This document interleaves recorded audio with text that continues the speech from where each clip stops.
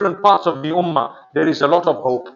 There is still a lot of hope. More and more people are coming and becoming more practicing, and more people are doing more and more for the sake of Allah and for their journey into the hereafter. So, in your own way, you must make sure that you are moving closer to Allah as the days pass. Only Allah knows your challenges and you know your challenges. Actually, Allah knows your challenges better than you know them. Some people say, make dua for me, I'm struggling with this. Sometimes, some of the things they are struggling with, you don't even have a clue what's going on in their lives. So I agree, don't judge them, but that doesn't mean don't advise. Big difference between the two. Advice comes without belittlement. Advice comes without swearing. Advice comes without disrespect. But when you're judging someone, it's a harsh, heavy-handed statement of arrogance that puts you on a level above the other in your own mind. That's wrong. When I talk to you nicely. I love you, my brother. You know what? Sometimes we might go to paradise because how we treated so well someone whom we didn't even know. And where do we get this from? I tell you, we get it from many different narrations. I want to give you one strange story that might seem disconnected, but it is. Do you know the story of the man who entered paradise or who was forgiven because he quenched the thirst of a dog? You know the story? I'm sure you've heard of it. It's Sahih. Where he went down the well on a hot day, he took some water, he drank. When he came up, he finished drink whatever he wanted. And when he came up, he saw a dog panting in the heat, sniffing the sand out of thirst. And he said to himself, hey, this dog is also thirsty as I was. Let me go down and get some water. He goes down. There's nothing to bring the water back up in. What do I use? No pots, no pans, no nothing, no utensils. He used his shoe. He used his shoe.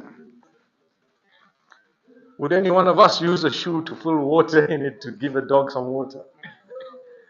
Allahu Akbar. I don't even want to say, mashallah. I might say, well, look, I might not use this pair, but I can use another pair, right? Because these ones I play pedal with, right? Allah forgive us. Nonetheless, if a return, what if you treated a human being nicely? What will you get in return? Subhanallah. Have you thought of it? It's very deep. Why did an example come to us about a dog? Why was it not about something else? Because Allah wants to show you that that was low, far away. But with human beings, you will get a massive reward. Treat them nicely, reach out to them, look at their needs, think about their needs. This guy got up and he thought about the needs of a dog. Imagine he thought about the needs of a dog, and Allah says, we loved it. What if you think about the needs of a human? What do you think Allah will do? Do you not think your reward is greater than that of thinking about an animal? In Islam, we treat animals with utmost respect, but human beings always come first. I've asked the question in the past, and I say it again. If two people, meaning if there is a flood, for example, and a human being is drowning, and the dog is drowning, who will you save? Human. Who will you save? Who knows the correct answer? Both. But who do you start with? Human. A human. Look, I got these intelligent young lads. Lucky I told you to come and sit in the front. MashaAllah. MashaAllah. I'm so happy. So, we start with the human, but the intention is to save both. Once I save the human, I go back. What do? Look for the dog. If the dog is still there, mashallah, I go and I take the dog out as well. So in Islam, don't say that we don't care for animals. Wallahi, we do.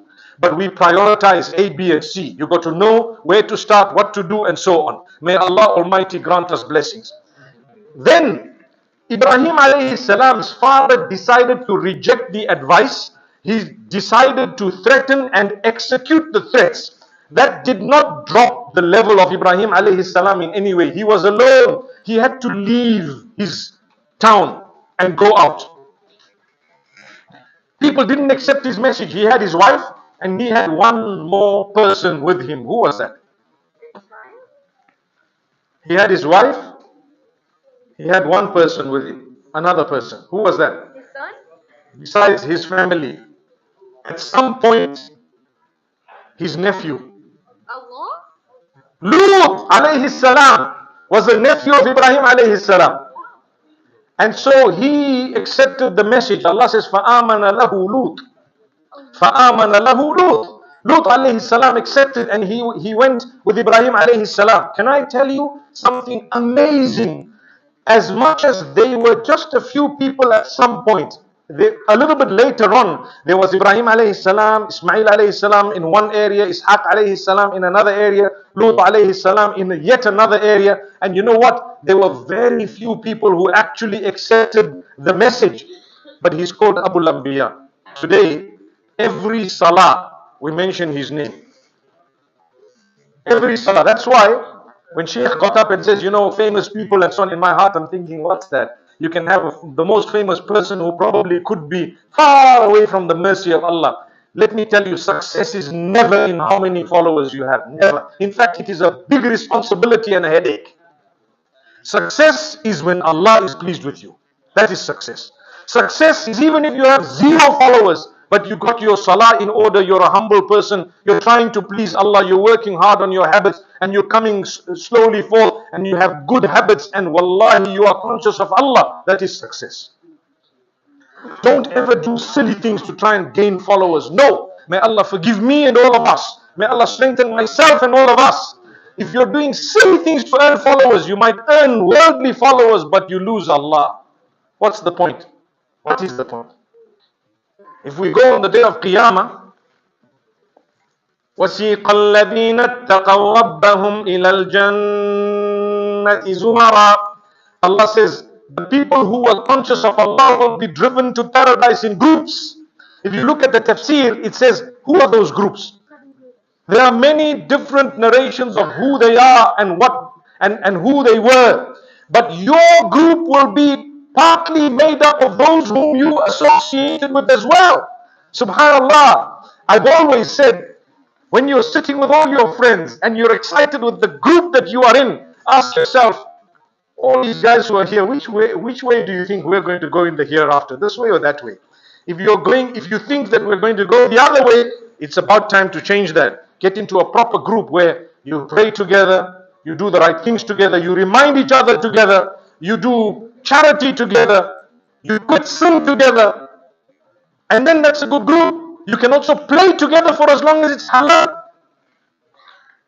Allah doesn't want you to lead a boring life. No. Allah says we want you to lead an exciting, healthy, beautiful life filled with goodness, purity, morals, values and worship of Allah alone, as per the teachings and instruction of Rasulullah sallallahu alayhi wasallam. Subhanallah. It's beautiful. People might not like you. It's okay. They didn't like people who